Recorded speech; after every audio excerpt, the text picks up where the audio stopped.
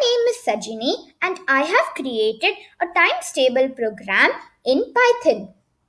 We have all learned our times tables. Python can give the entire times table in a jiffy. Want to see it do so? Let's run the program.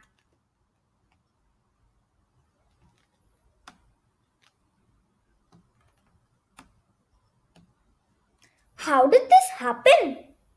It is a variable which is equal to 1. The range of the times table should be from 1 to 20. Now, you may be wondering why I have given 21. Python doesn't take the last number. If you give 20, it will print tables of that number up to 19 only.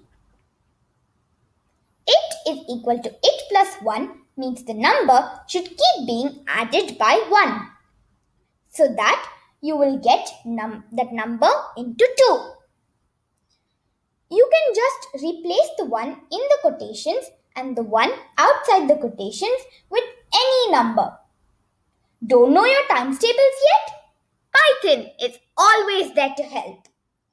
Thank you.